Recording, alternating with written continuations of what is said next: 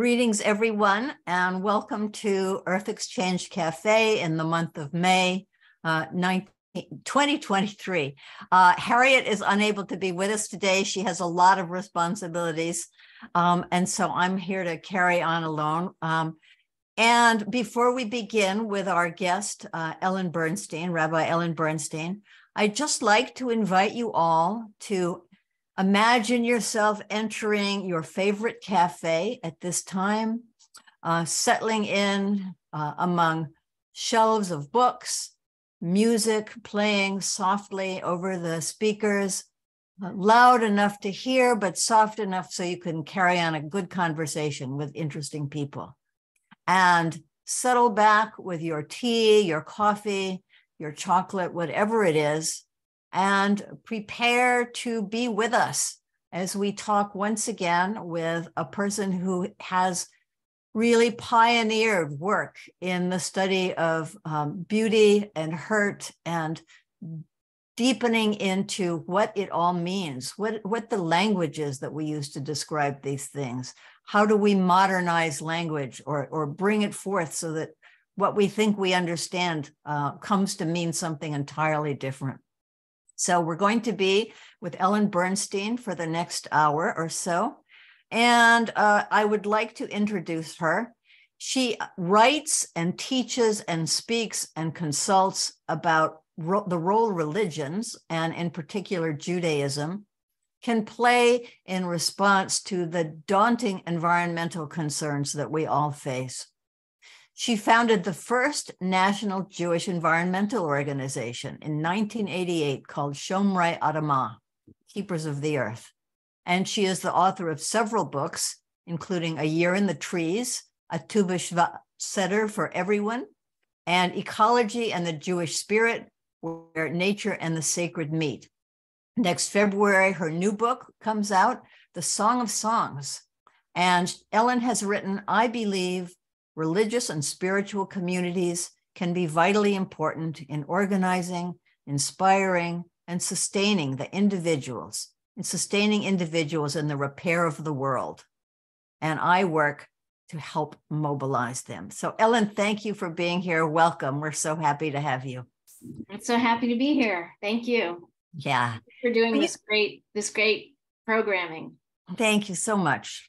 And I'm really looking forward to this discussion and to entering in with you to helping people understand new aspects of such an ancient religion as Judaism. You've been dedicated for many years to weave consciousness about climate change into Jewish liturgy. So let's start there. In what ways does the Old Testament teach us about being mindful of and caring for the earth?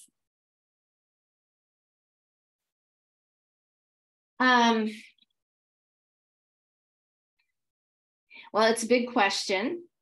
And I believe that, there's certain things that are obvious on the surface, which have to do with that the holidays prescribed in the Hebrew Bible, the Old Testament, they're all agriculturally based. And so, and that's all exists in the Bible. And so there's right there a connection to land. I'm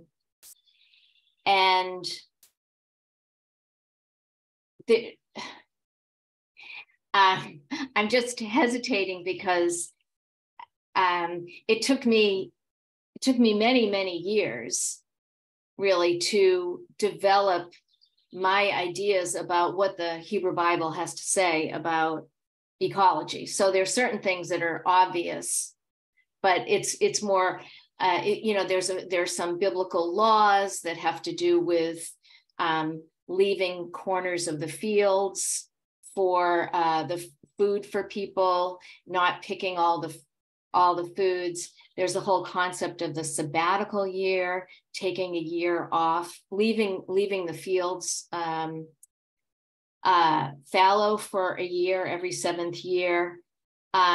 there's the material in Genesis 1, which is all about creation. And I've spent many years just looking into the creation material and trying to understand it better, and trying to see how ideas about creation follow through the rest of the Hebrew Bible. But there are many ways in which the Bible is inaccessible to people. So, or people are put off by the Hebrew Bible for various reasons. They feel like it's patriarchal or whatever, and so they close the door on it just so quickly. So a lot of people just don't have the patience for really sitting with it and sort of letting it teach you what's in it.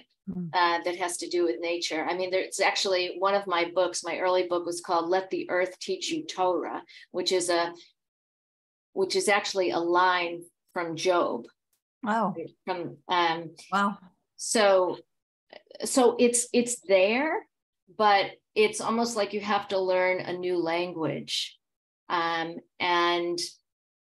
so for many years, actually, people have been like cherry picking, a verse here, a verse there, right, from the Bible that is ecologically potent. But you can do that with anything, right?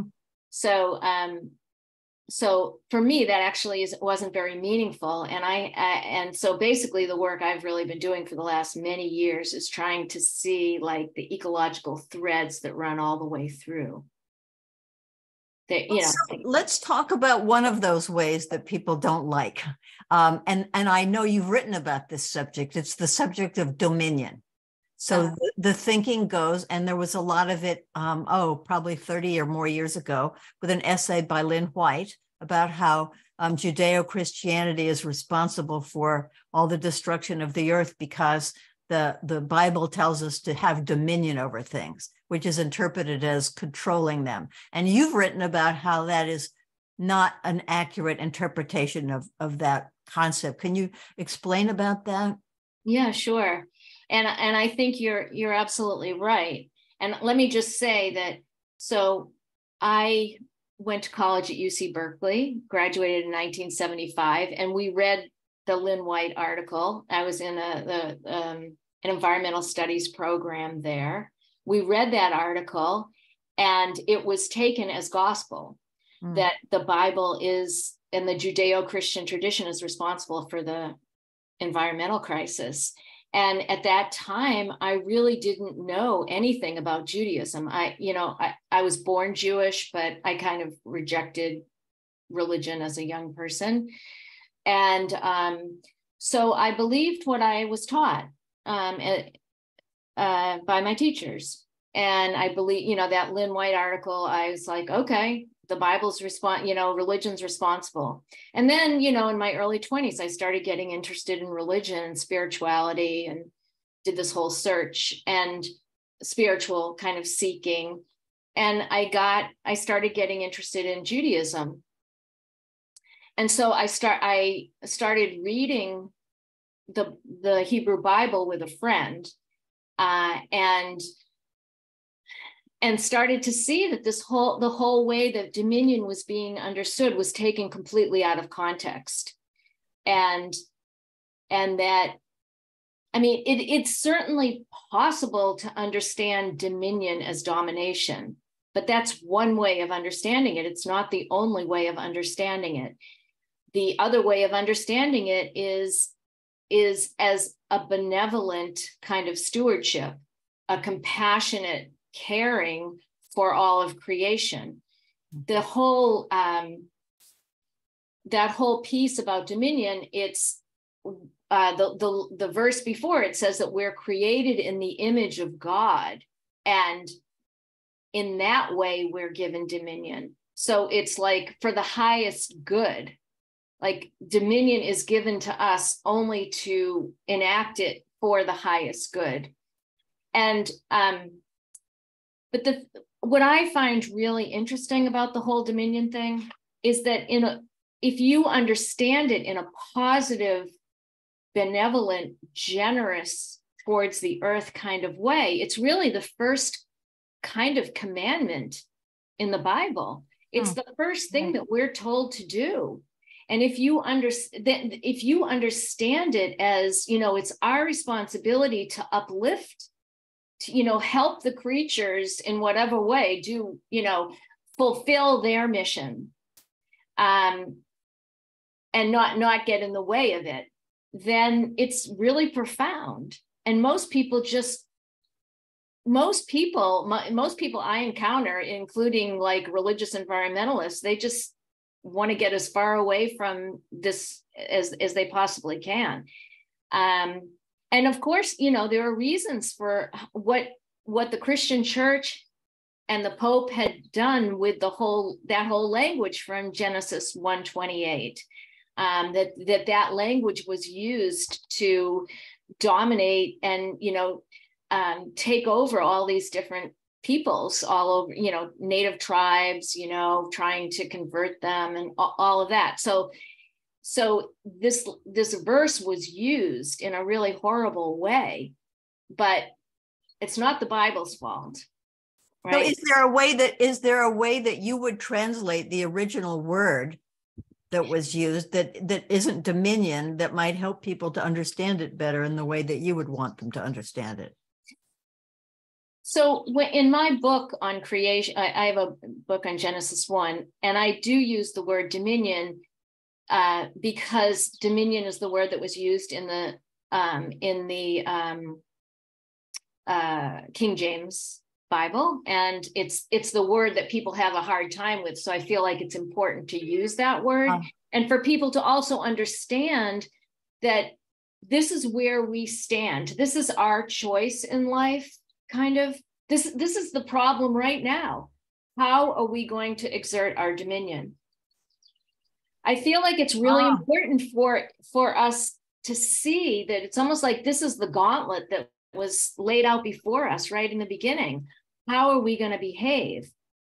And so some people translate it manage or rule over, but I feel like using the word dominion and then offering it as a conversation, as a starting point, I feel like it's really significant to do that. So I do use that language. I also want to say a couple of other things, right? Dominion is related to domain, domestic, probably. What? Domestic. Mm-hmm. Yeah. So it's related to the home,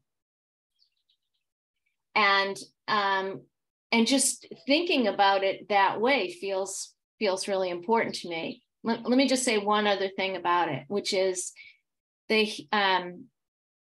many Jews, the way that they read the Torah, the Hebrew Bible, is with the eyes of the ancient rabbis. So there's, as you probably know, there's commentary on, Jewish and Christian commentary on all the verses in the Bible.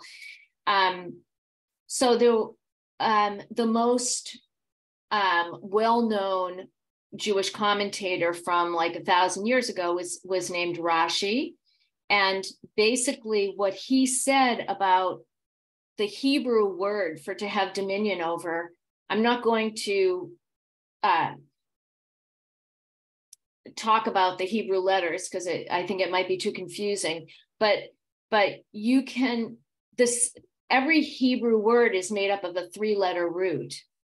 So the word to have dominion over looks the same as another word, which is to go down under. So in certain grammatical forms, including the one that's in Genesis 1:26, the word for to have dominion over could also be read as to go under. And what Rashi said was that if we behave in ways, again, if we treat our dominion with love and compassion and benevolence and understand ourselves as uplifting all of the rest of the natural world, then we will have dominion. And if we don't, we will go under all of the animals and the rest of creation. Oh. We will lose the dominion, basically. And you could say that's what's happening right now. Yeah, that's fascinating. And I love this approach that you talk about of like not trying to retranslate the word, which is done, of course, but to really look at it and see what it means. So I'm curious, you mentioned that you started out, you grew up Jewish, but you weren't really you weren't really involved in that faith. And then you became interested. Was there something in particular that happened to you to get you interested in it? What led up to that change in you? Because now it's your whole life.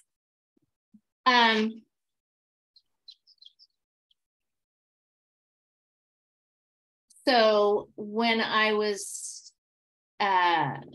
let's see. So when I was in high school, I was fortunate to go to a boarding school where we were required to study religion.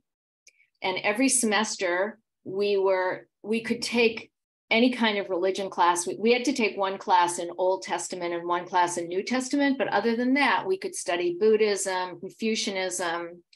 So I started studying religion when I was like 15 in high school.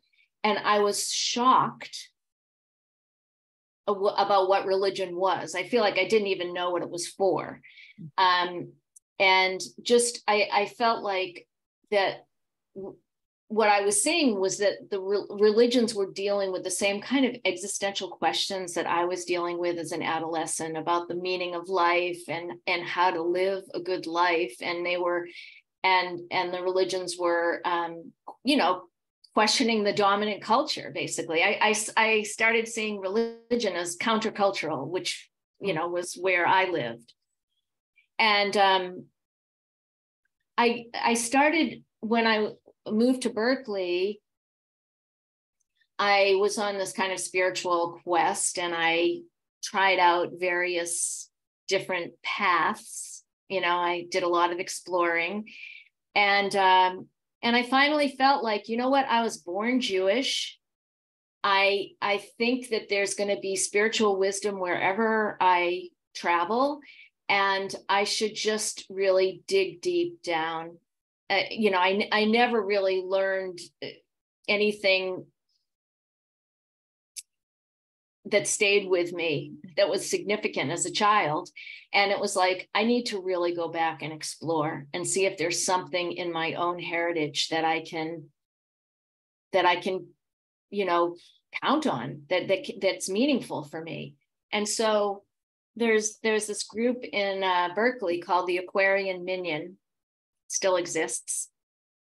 A minyan is a group of 10 people that come together for prayer. And I got invited to a Passover Seder at someone's house in the Berkeley Hills. And there were like 100 people there, and everyone was sitting on the floor. And when you walked in, there was a Buddha in the corner. And it was an amazing experience. It was very comfortable, and I felt really at home.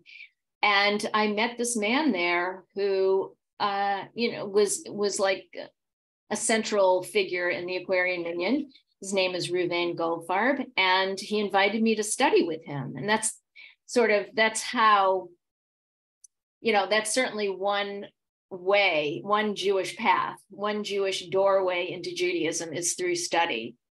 And so we would get together every week, and we started at the beginning reading the Hebrew Bible. And I just could barely get past Genesis 1 because there was so much ecological material just in Genesis 1. And so I came to just really appreciate the whole process of learning with another person and just learning how to read the Hebrew Bible, and to explore and to use our imaginations and see where it takes us. It's just a wonderful process of opening. And so that's really how I started. And what happened was basically I was, like the ecological, because I was studying ecology in college, that was the language that I spoke. And I just kept finding all of these connections as I was studying the Torah. And I started looking for a Jewish environmental organization. And I spent like 5 years looking for one. And everywhere I would go, people would say, well, such a thing doesn't exist. And I thought it was absurd because it seemed like such a way to bring in young people like myself who had been alienated. So ultimately, I ended up moving to Philadelphia, and I ended up founding Shomrei Adamah, which again is Keepers of the Earth. Yeah, so I want to tell us about Shomrei Adamah, as long as we're there, and how it was greeted. How did people respond? So I still remember the very first meeting I had in my backyard with several people. I live in Mount Airy, which is a community outside of Philadelphia. And it's a wonderful place. And many, many Jewish people who are involved and study at the Reconstructionist Rabbinical College live in this neighborhood.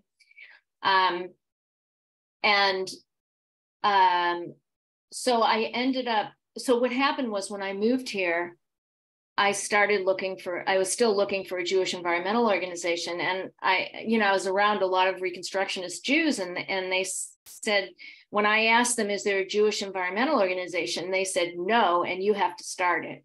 It was kind of like, you're asking the question, this is your charge. So I had this meeting with a few of people from the college, and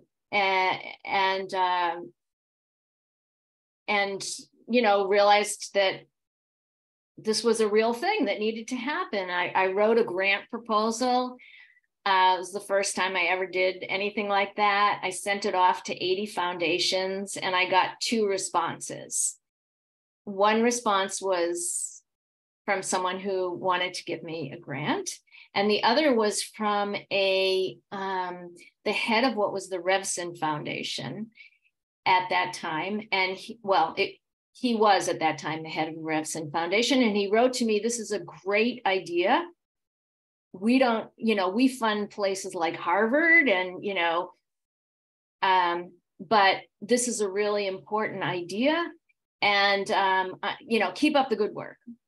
So I went to visit him. I'm like, I'm not throwing that lead away. I went to visit him. His name is Eli Evans. He's since passed. And, we had this amazing conversation, and he's always like, but I can't help you. I can't help you. Right. But he was very supportive. And like a year later, he became the president of a new Jewish foundation called the Covenant Foundation, which was giving grants, very large grants, to new initiatives. And I got the first Covenant grant because of him. Oh, that's wonderful. Yeah. So it's just like really great story. Yeah. Following up on those leads. So anyway, that was so what we did in the very beginning was develop materials that synagogues could use on like how to green your synagogue. And early on, I worked on this book with another colleague, Rabbi Dan Fink, and we wrote this book called Let the Earth Teach You Torah, which was a curriculum for teaching most like high school age. But, people could adapt it for younger people. And the other major thing that we did in the beginning was develop a Seder for Tu B'Shvat. Tu B'Shvat is the Jewish New Year of the trees. And it's, originally it was a very minor holiday. And people had been celebrating it. And but what I did was bring an ecological reading to this, the whole ritual and the understanding of the ritual. So Tu B'Shvat, they were mystics in Sfat in Israel, and they had a mystical way of understanding the world, but it was very easy to view it ecologically. And so I wrote a Seder, this ritual for Tu B'Shvat, and I got the Philadelphia Parks Department to co-sponsor it with me. And we held the first Seder in one of the boathouses on Boathouse Row in Philadelphia. And I invited like 200 people, and they all came, and there was like arts and music. And it was really this huge festival. So that was very much the beginning of Shomrei Adama. And I continued to do Tu B'Shvat Seders all over, including I did one for Earth Day International in Boston one year, in which I was the only Jew there. So it, like, for me, one of the things that's really important is being able to bring the wisdom from our traditions and offer it to the world. So. Thank you. It was a very good beginnings, illustrious beginnings. So your work is so much about language and studying language. So I want to ask you a couple things about language. But first of all, like, I'm really interested, and I think others would be interested in knowing what your process is when you're pursuing one of these ideas. I mean, you're going back to ancient sources, thousands of years old. And how do you do that? I mean, what is your brand of studying? I would imagine it doesn't have to do with Googling something, And so tell us about how you do what you do. Well, so first of all,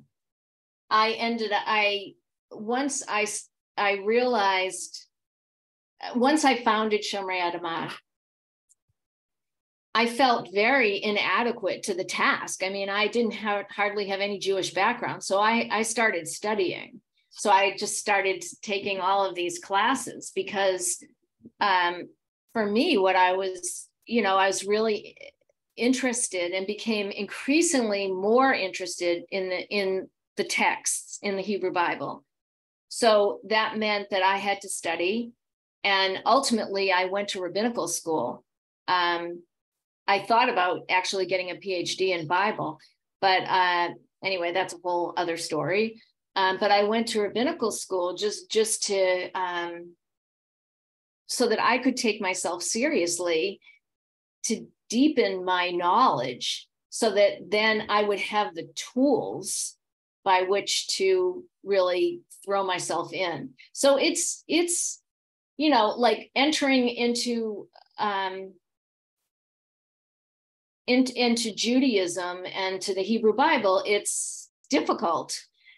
I mean, it's not like super user friendly, right? I mean, for me, like, in order to do the kind of work I wanted to do, I really needed to, have advanced skills. So that was the beginning.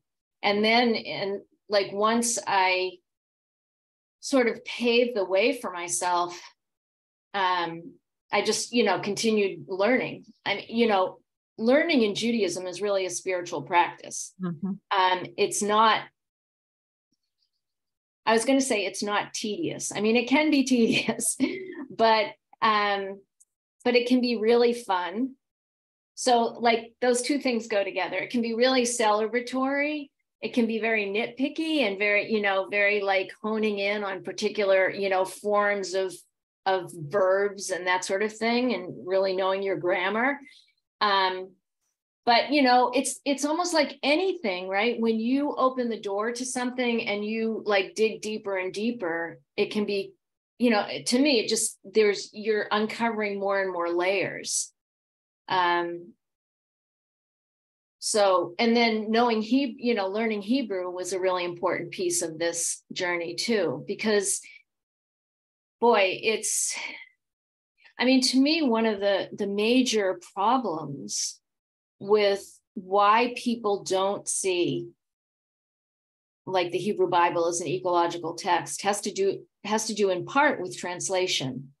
Mm-hmm. So for like a primary word in Hebrew that one could understand ecologically is the word earth, eretz, which is also translated as land, but it's also translated many other ways, like territory, terrain, ground, all these different country.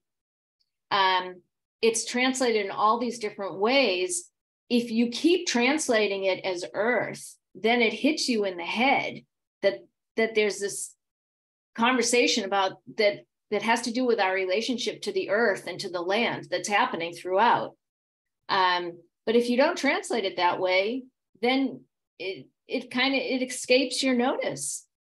And yeah, like right from the beginning, like all the early our origin stories, we're called Adam. A person is called Adam, and another word for earth is Adamah. And so it's like the human Adam comes from the Adamah. It doesn't get, the relationship doesn't get more intimate than that. So, but again, it's just, there's very few translators who have paid attention to ecological language. I don't know that David Friedman, his translation is pretty good of the Bible, but, a lot of people, they just don't think about it. It's, the earth is not, it's not a real living entity to many of us moderns. And so we bring our concepts to the Bible, and we, so it's the way, for me, it's the way that the Bible has been translated that's been in the way of our grasping the depth of the connection to the earth. Yeah, that's fascinating. So a reading of the Bible influences how we think, and then we bring that pattern of thinking back to how we read those ancient texts. So it's a vicious circle. Yeah. Yeah, and especially the dominion stuff, like is a prime example. Dominion stuff, yeah. So another word you've thought a lot about, and relevant to Radical Joy for Hard Times, of course, is beauty, because our work involves going to hurt places and making beauty there and seeing if we can find beauty, but at the very least, making beauty, making a gift for the place. What are some of the things that you have learned about beauty in Hebrew language? Sure. So let me just start at the beginning. So in Genesis 1, which is like the days that everything is created, and so you have first light being created, then the atmosphere, then land and trees and stars and planets and fish and birds and land animals. And after each aspect of creation is created, God says, and it was good, right? Though it was tov. The Hebrew is tov. And so that word is translated by some of the ancient commentators as beautiful. Oh. So it can mean either, I think that there's a very interesting connection between goodness and beauty. So, and also the line ends, and God saw, right? God saw that it was beautiful. So that's, it's the eyes that are doing the seeing. So you can see beauty easier than you can see goodness, right? So, so what so for me, just thinking about that word, then I follow that word, you know, and see where else it occurs in Torah, right? The word tov.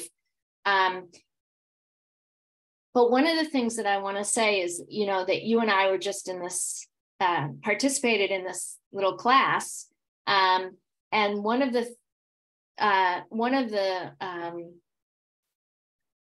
the tidbits of wisdom that this woman was talking about was this idea of the good and how we need to uplift the good, and as opposed to paying attention to the bad. Like that really what we need to keep doing is uplifting the good over and over again. And to me, that feels like the kind of work that you're doing, with beauty, with trying to bring beauty to wounded places.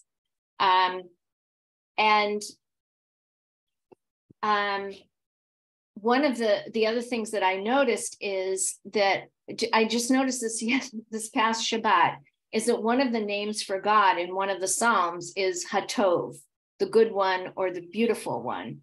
So just like thinking about being like holding this whole idea of goodness, that the way that goodness is defined in the Bible is in terms of all of the different creatures. That's what good is. That's what beauty is. And like, how do we continue to uplift that good? So anyway, that's one piece. I have another whole conversation about beauty, but it looks like you might have something you want to say. No, go ahead. Okay. So the other thing is that in the Song of Songs, so that's the work that I've been dedicated to most recently. Here's my new book. I don't know if you can you hold it up? It's not clear. It's because I have a fuzzy. It's you have your background on, yeah. Anyway, Song of Songs. So in the Song of Songs, the word yafa, which is absolutely means beauty. It doesn't mean good. It just means beautiful. The word beauty, yafa, is used more than anywhere else in the Bible. Wow. Yeah. Really? More than any other word? Mm-hmm. Well, no, it's used more in this book than any other place in the Bible. Oh, okay. Like you'll find the highest concentrations of the word yafa. The word, it doesn't occur that many, you know, that much, but it occurs over and over again in the Song of Songs. And again, the way that I read the Song of Songs, you know, some people read it allegorically as a story of the love between God and Israel. In modern times, people read it as a story of the love between a man and a woman. And what I'm adding is the story between humans and nature. That's what the love is, right? And what you can see, again, when you're paying attention to the language here, is that it's never totally clear who the lovers are. Is it really man and woman? Is it people and earth? And you can, again, but you know, looking closely at the grammar, you can see that it's like intentionally vague. Huh. But what I want to say is that you have these like long kind of soliloquies from the male figure to the female figure and vice versa. And they keep calling each other beautiful, but it's not clear if who's being called beautiful is the land and all of its creatures, or an individual, or simultaneously both. or all three, you know, God and the Israelites, like it's all happening at the same time. Like this is how love operates. Hmm. And what's really interesting about the Song of Songs is that God is never mentioned. Oh. So it's almost like this love, and this love that permeates, this love that interconnects, right? I mean, this love that infuses the garden in the Song of Songs is God, you know? Yeah, I mean, it's just imagine somebody trying to write like that today. Right. Language that was so sensuous. I mean, that is just the most sensuous, beautiful language, the Song of Songs. Imagine trying to write something that was that sensuous and sensual, and at the same time, using it in language that was vague enough to mean a few different kinds of things. I mean, it's really quite an extraordinary feat. And obviously it was done on purpose. You know, this is not an accident that this poem came out like that. I mean, I think of it as a poem. Uh-huh. Yeah, me too. Yeah. So I can't remember exactly where it was, whether we had this conversation or what, but you referred at one time, you said, I read the Bible as myth, as a kind of creative nonfiction. I'm really interested to know how you think about the Bible as creative nonfiction. Well, I think that like these stories and ideas were handed down. So for me, there may be like a kernel of truth to what happened, and then so there may be something you know, like sort of historically accurate that actually happened, but then things get completely embellished and changed and modified. So that's how I think about it. And you have said that if religious leaders understood or dove more deeply into the language of the Bible, they would be able to bring more of the message of the earth to their congregations. Have you found that more and more religious leaders are doing that, in particular Jewish leaders, or because now we are faced with climate change ever more expressively and vehemently exerting itself, and all kinds of other environmental problems? Do you think there's that uplift in that focus? In a way, yes, and in a way, no. So I don't feel like, well, first of all, I haven't written the book that I want to write that really shows the sort of these creation ideas that we're talking about and really tracing them throughout the Bible. What I feel like people do is that they find tidbits here and there that are more obvious, that speak obviously to environmental stuff. So maybe there would be an environmental Shabbat, or people would celebrate Tu B'Shvat. But for me, what's really important is to understand this relationship to nature as a primary thread throughout the entire Torah. And I feel like that's what needs to happen for people to take this really seriously. And I think that people approach environment like they do any, like it's one of many social justice issues, you know? So there's be a women's Shabbat, or, you know, domestic violence, or something on racism, you know, I feel like so many people understand, approach environment more politically, and in terms of what actions we can do, rather than really like a larger philosophical framework of a way of looking at the world, and how all of everything that we do in our lives and how we think affects how we're going to treat the natural world. So I feel like that there's a lot going on in terms of advocacy around issues, particular issues, but in terms of really rethinking how, like on a much larger scale, like how we understand God. Like I don't feel like people are doing that so much, and like how the way that we understand God affects how we are going to treat the environment, or just even all the dominion stuff that we talked about.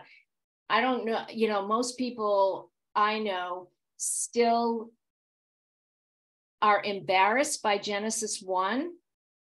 I just taught at a rabbinical school, and like the head of the program was like, well, doesn't dominion mean domination? And it's kind of like, let's just, when people feel that way, then they throw out the entire Genesis 1. Mm-hmm. And Genesis 1 is the most ecologically centered text in the Hebrew Bible.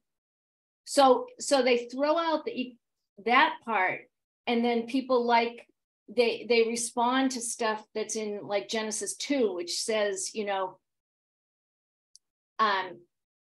that our role is to guard and to till and to tend the garden. So people focus on that, but they dump Genesis 1. But to me, Genesis 1 is much more ecologically centered, and Genesis 2 is more anthropocentric. So I feel like a lot of people are more comfortable with an anthropocentric, like a human-centered approach to the environment. Anyway, it's a long. Yeah, it's great. Thank you.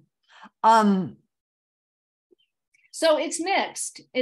I feel like on a, kind of a quantitative level, you could say yes, that there's more going on, but kind of on a qualitative level, how deep is it? I see. So is that going to be your next book? Yeah, the book I'm working on is really tracing the ideas from Genesis 1 throughout Torah. Fantastic. So yeah, thank you.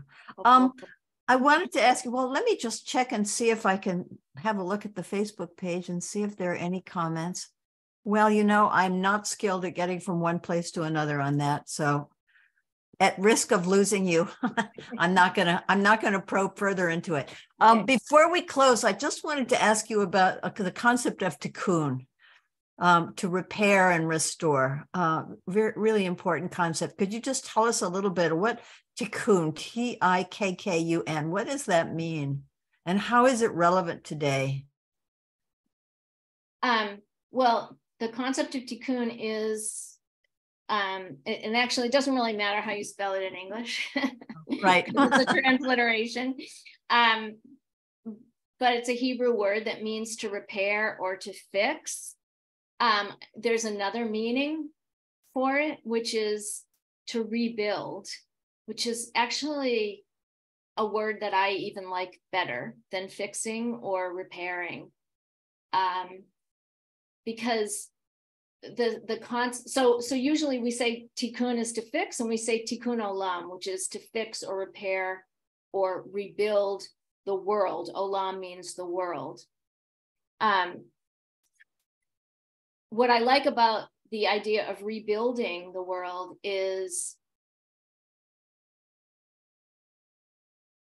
us as co-creators, or us as humans as like God's partners in rebuilding, as opposed to fixing. I know there's something about fixing or repairing for me that again feels like too human, triumphal. I'm trying to get away from any sense of human triumphalism.